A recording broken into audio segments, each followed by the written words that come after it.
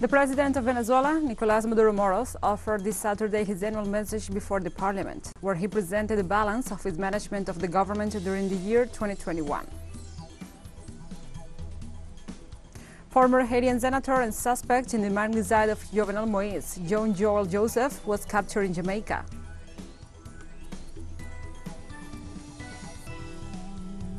Corruption, lawfare, and violence continues in Colombia. We have more on the matter in this news brief. From the headquarters of Telesur English in Havana, Cuba, this is From the South. I'm your anchor, Gladys Quesada, and these are the news. The president of Venezuela, Nicolás Maduro Moros, offered this Saturday his annual report before the National Assembly, highlighting that both the public powers and the Venezuelan people have grown during the year 2021. Maduro announced that after 5 years of economic war, Venezuela recovered the economic path. In the third quarter of the economy achieved a growth of 7.6%, and the institutions project an economic growth of more than 4%. He also emphasized that the consumption increased in families. He said there was a growth of 4.9% in consumption, as well as 8.7% in government consumption. The money in circulation increased to 3.1% of investment, showing economic growth. He also praised national achievements in matters of health, communication, education, and culture.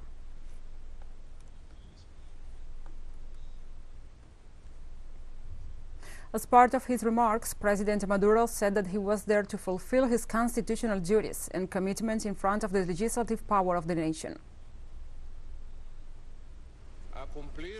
To meet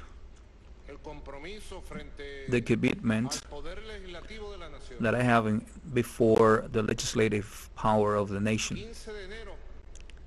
January 15, 2022. When you see how the years go by, you will become aware of how important what we have done is. Deputy members, here I am one more time in front of you,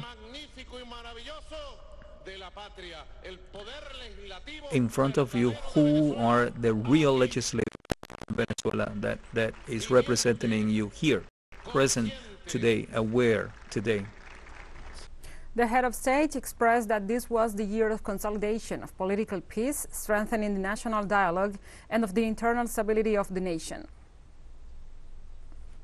2021, and it was expressed like that a year ago before this National Assembly, was the year of the consolidation of political peace, strengthening of a national dialogue, the strengthening of internal stability of the nation, of the strengthening of the functioning of a public powers and institutions in Venezuela, well beyond difficulties. It was a special year for politics. It was a special year to succeed the conspiracy that's been going on for years, that has pretended and still does today a duality, a destabilization of powers. And the National Assembly became the axis, the epicenter of re-institutionalization and strengthening of public powers and democracy in Venezuela. This is the first major achievement of 2021.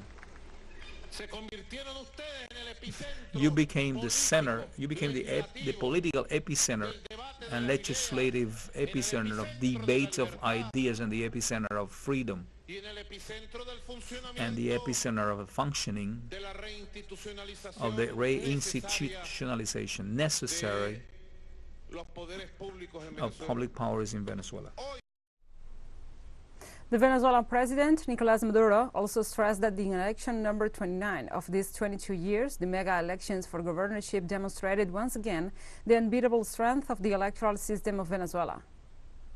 with the call for the 29th elections of these 22 years, the mega elections for governorship and mayor's office. It was proven one more time the strength, the undefeatable strength of the electoral system computerized in Venezuela.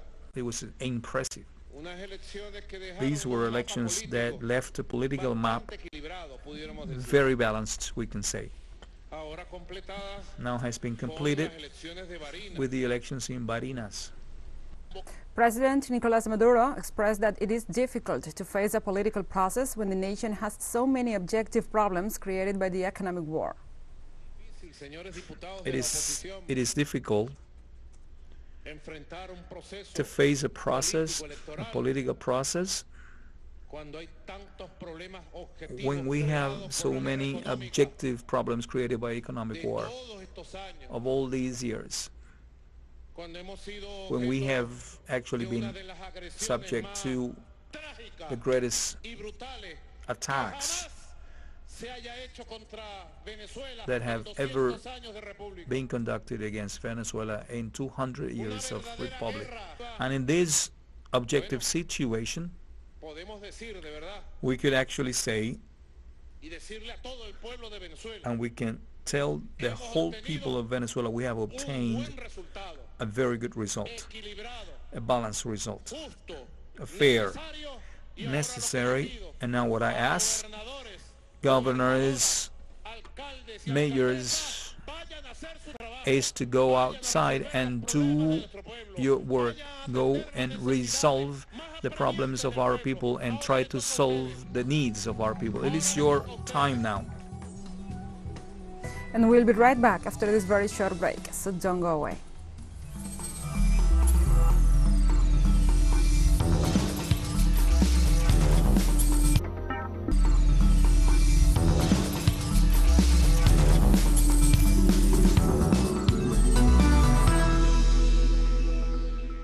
Welcome back.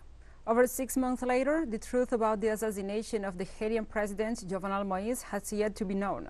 More than 40 people had been arrested, and the most recent capture occurred this very weekend in Jamaica after human rights organizations denounced that the judicial investigation in Haiti to find all those responsible for the assassination is blocked.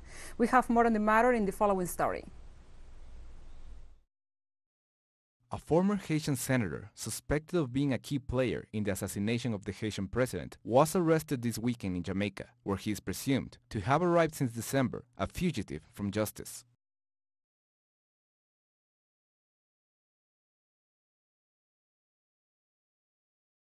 John Joel Joseph, a well-known opponent of Jovenel Moïse, is accused by the Haitian police of providing weapons and planning meetings like this one in Florida, where the plot was organized. Last October, also in Jamaica, another key link was captured. Former Colombian military officer Mario Antonio Palacios, who was deported to his country after a stopover in Panama. A coordinated action between Colombia and the United States led him to Florida, where he is now accused of conspiring to kill the president of Haiti. The rest of the mercenaries have pointed to Elias Floro as one of those who knew that the real plan was to assassinate Jovenel Moïse. Also apprehended last week in the Dominican Republic was the Haitian businessman, convicted drug trafficker, and DEA informant Rodolphe Jar, who in an interview with the New York Times acknowledged his contribution of around $130,000 to provide weapons and lodging to more than 20 Colombian mercenaries. He also alleged that he joined the plot because the conspirators claimed to have the full support of the United States. But according to the Times, there is no evidence of an active connection with the U.S. government. However, in Haiti, the investigation did not look into the financial connections of at least 2 Haitian banking institutions that received high amounts from the country, of at least 6 citizens of residents implicated in the assassination. At the time, the FBI raided the house, but no new details have been known about the Ecuadorian-born U.S. citizen Walter Ventimilla, a mortgage and insurance broker who acknowledged that his global capital lending group participated in the financing of a change of government for Haiti, but was not part of the assassination. The FBI has also not commented on the legal status of two managers of CTU security registered in Miami as the Federal Academy Counterterrorism Unit.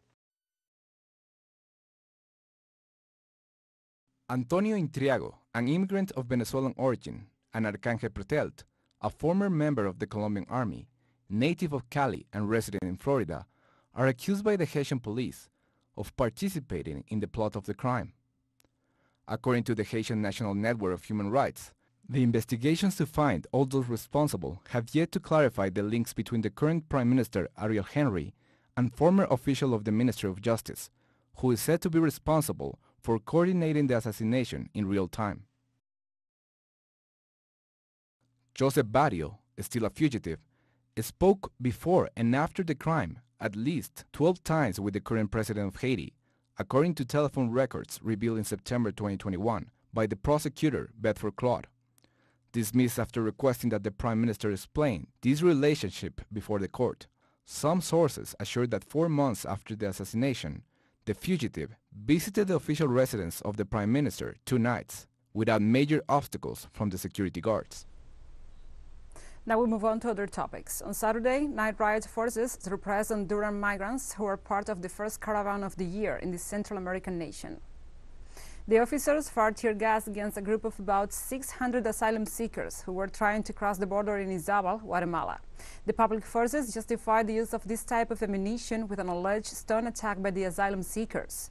The caravan departed from the city of San Pedro Sula, escorted by Honduran police in hope of crossing safely into Guatemala.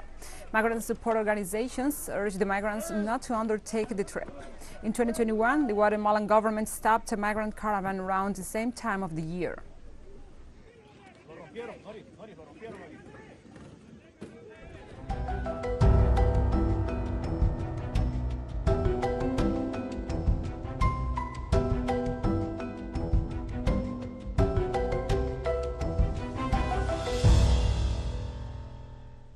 Now we move on to other topics. Chile's coasts were hit during the afternoon and evening of Saturday by an extraordinary swell after the eruption of an underwater volcano near the island of Tonga. In the northern part of the country, the coast received a tsunami with waves of almost 2 meters high, and slight flooding was registered in the cities of Iquique and Atacama. During the day, coastal evacuations were ordered in 14 of the 16 regions of Chile, and red alert was declared in 6 specific zones where a safety level of 30 meters above sea level was established. However, as the hours pass, all the regions lowered the alerts to precautionary status so that the population can return to their homes but not to the beaches.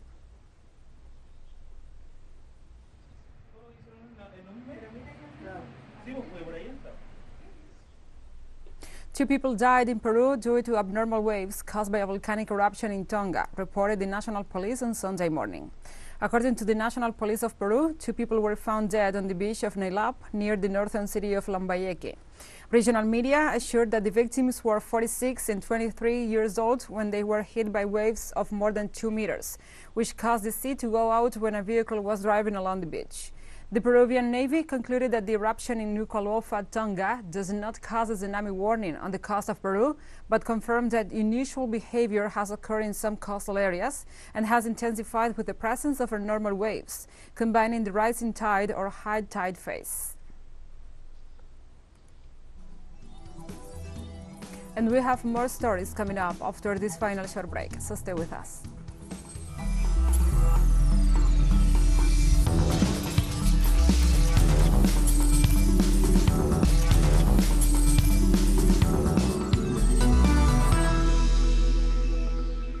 Welcome back to From the South. Former Colombian Senator Piedad Córdoba offered a public message after being victim of a political media smear operation that links her to alleged corruption. The human rights activist denounced that the attacks seek to discredit the historic PACT coalition in view of the upcoming presidential elections. The worsening of the social conflict in Colombia caused by profound inequality is generating an outburst of discontent in various sectors that have historically been discriminated against. This context has strengthened the center-left forces that interpret this reality and promote a change of course. In view of the imminence of a social turn that would imply the beginning of the transformation in Colombia, sectors of the ultra-right in Latin America that represent the privileges of transnational capital began a campaign to delegitimize the opposition, converted into a real alternative of power. In that framework, the unfounded accusations against my political trajectory and my family environment should be interpreted. The Colombian senatorial candidate for the historical pact coalition condemned what she considered to be lawfare and media cancellation to exclude her from political life. I reject the political persecution against me and the unfair handling of information such as that provided by the tabloid magazine Semana, contrary to the elementary principles of decent journalism. With all clarity, I must tell the country for many years there has been a maneuver activated to violate my fundamental right to the presumption of innocence promoted by people interested in including my right to do politics. Enough of legal warfare and media lynching. I will continue fighting for a Colombia in peace and the triumph of the historical pact. And the violence in Colombia claimed a new victim. A 14-year-old indigenous guard boy was killed by an armed group in Cauca. Brenier David was killed on January 14th when he went to ask for help because of the presence of armed groups near the community. In addition, indigenous guard Guillermo Chicame was killed, and officer Luis Fabián Camayo Guerrio of the Nasa community of Las Delicias was seriously injured. According to the Association of Indigenous Councils of Northern Cauca, the armed group responsible for the murders was the self-proclaimed Coordinating Command of the West.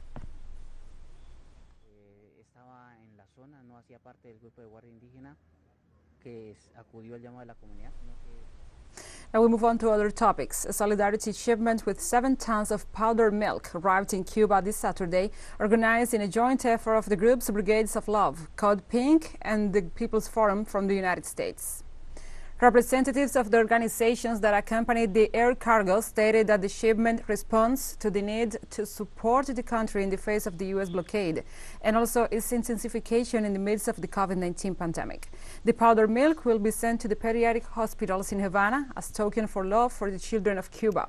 Following the announcement of the shipment in the days prior to its arrival, the Bridges of Love project said in a statement that the funds raised for the milk and the chartered flight came from an overflow of individual donations from people all over the United States.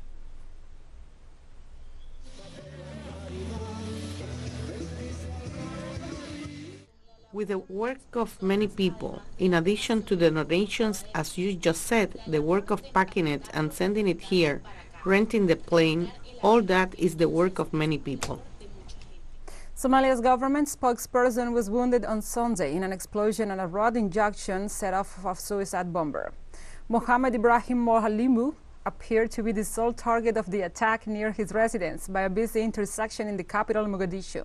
The Al-Qaeda-linked Islamist militant group Al-Shabaab, in comments on its Andalus radio station, claimed responsibility for the attack on Mohammed Ibrahim Mohalimu, who was rushed to hospital and reported to be in stable condition. Prime Minister Mohammed Hussein Rabel, in whose office Mohalimu works, called to the bombing an odious terrorist attack in a statement on Twitter.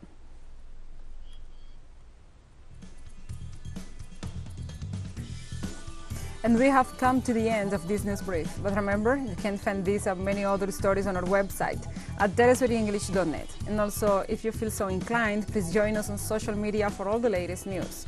We are on Facebook, Twitter, Instagram, and Telegram.